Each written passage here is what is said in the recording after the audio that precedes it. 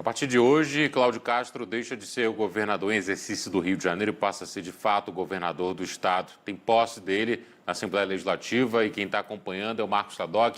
Luiz Sadoc, seja bem-vindo. Oi, Pablo, bom dia para você, bom dia para todo mundo que acompanha o Band News TV. Daqui a pouquinho começa a posse do governador Cláudio Castro. Após essa posse, aí sim, governador, ele que foi e ficou durante um período como governador em exercício, estava marcado para as 10 horas da manhã, Pablo. A gente já está chegando aí a meia hora de atraso dessa posse. O governador, normalmente, nas agendas dá uma atrasada. Lá do lado de fora da Assembleia Legislativa, a gente tem já toda aquela organização para uma posse, como normalmente a gente vê. É uma posse importantíssima, né? Um impeachment que foi sofrido ontem pelo ex-governador, agora ex-governador Wilson Witzel, que a gente acompanhou de perto todo aquele processo que durou quase um ano. Lá em agosto ele foi afastado pelo Superior Tribunal de Justiça em uma série de irregularidades e denúncias sobre a pandemia, também a crise na saúde. Então esse processo todo ontem, por unanimidade, acabou afastando de vez o governador Wilson Witzel. Além disso, ele perdeu os direitos políticos por 5 anos. Então já começa a posse. Aqui atrás de mim na leste tem aquela movimentação intensa de deputados estaduais, secretários, pessoas ligadas ao governo também. Cláudio Castro ainda não chegou aqui, pelo menos não que os jornalistas tenham visto. Então a expectativa é essa, uma nova página no governo do Rio de Janeiro, né, Pablo? Cláudio Castro, que era um vereador, uma pessoa ligada ao PSC, que não era tão conhecido do governo quando foi chamado para ser o vice de Witzel, que também foi ali uma descoberta durante as eleições, foi na crista também até então do seu parceiro Bolsonaro. Depois eles acabaram brigando, divergindo, viraram inimigos políticos, mas esse é o cenário aqui do Rio de Janeiro, que tem também ainda uma crise grande por conta da pandemia, contas complicadas para acertar, segurança pública sempre é um desafio, com as áreas conflagradas pela milícia. Então esse é o cenário do Rio de Janeiro, com o governador agora assumindo, tomando posse aqui na Leste. Tem um juramento, tem um protocolo que a gente ainda não sabe exatamente como vai ser, porém a gente sabe que vai ter esse juramento. Ele deve fazer uma fala aqui também no plenário. Aí sim, às 14h, no Palácio Guanabara, está marcado para ele fazer um pronunciamento, ter um contato mais direto com os jornalistas depois dessa posse nesse sábado. Então, imediatamente, no dia seguinte ao impeachment do ex-governador Wilson Witzel, a gente tem a posse de Cláudio Castro aqui no Rio de Janeiro. A gente vai ver como é que vai ser esse sábado aqui na capital fluminense, na Alerj, aquele movimento intenso de políticos por aqui, Pablo. Logo citou que ele foi vereador pelo Rio de Janeiro, é também cantor católico e é advogado. Witzel saiu porque não tinha apoio também da Assembleia Legislativa. Tomou algumas goleadas aí na Alerj quando o processo de impeachment dele começou na Assembleia Legislativa. E ontem foi derrota no Tribunal Misto, que contou com 5 desembargadores e 5 deputados. Cláudio Castro tem apoio da Alerj, ou Sadoc? Porque no fim da semana a gente assistiu a uma queda de braço sobre a Alerj, inclusive com derrota aí dentro dessa casa. Na Justiça, Castro levou a melhor, mas aí dentro da casa ele foi derrotado.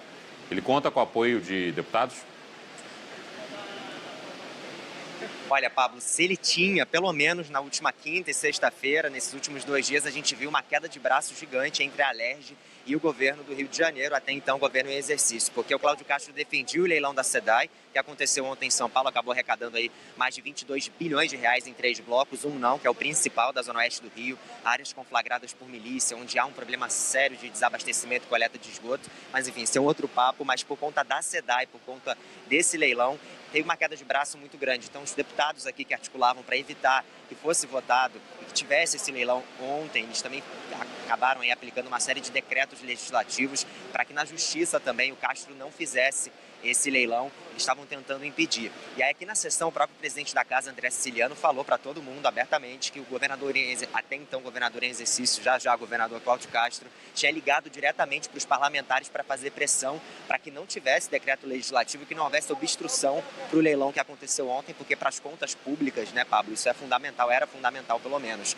Então houve essa rusga, houve essa queda de braço. Depois do decreto legislativo, o Cláudio Castro publicou decreto também do executivo e acabou parando na Justiça, mandato de segurança, Supremo Tribunal Federal, mas quem levou a melhor no final foi o Cláudio Castro. Agora o que se comenta é que ele tem que remar de novo para articular. Só que, Pablo, a gente está falando de um governador que vem depois de um outro que estava completamente esquecido já. Witzel já era carta fora do baralho, ele sim tinha uma relação péssima aqui com a casa, e desde que houve essa série de operações da Polícia Federal, Ministério Público Federal, até o Ministério Público aqui do Rio de Janeiro, sobre a crise na saúde, o Witzel definitivamente já tinha perdido o apoio aqui da casa. Então, apesar do Castro ter tido essas rusgas essa semana, certamente já sai um pouco à frente do seu antecessor, que definitivamente já era carta fora do baralho aqui na Alerj.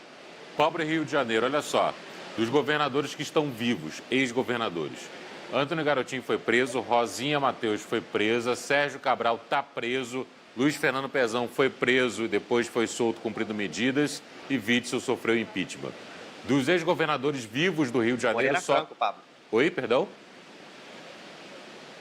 Moreira Franco também.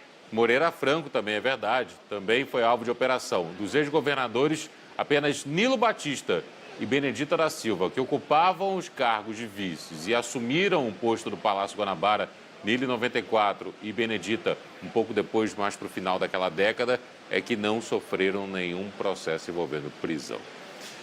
Pobre Rio de Janeiro, isso ajuda a explicar também por que o Rio passa por um período tão complicado nas suas contas, na segurança, na autoestima do fluminense. E assim vai sendo o segundo estado com o maior número de infectados e mortos também pela Covid-19, inclusive com um processo de paralisação de aplicação de segunda dose em algumas cidades do estado, além da própria capital estar ameaçada de falta de vacinas hora ou outra. A gente vai seguir acompanhando. Sadoc, muito obrigado pelas informações. Conto com você mais tarde para a gente voltar a conversar e trazer atualizações da posse do governador Cláudio Castro. Até a próxima. Até mais, Pablo. Até mais.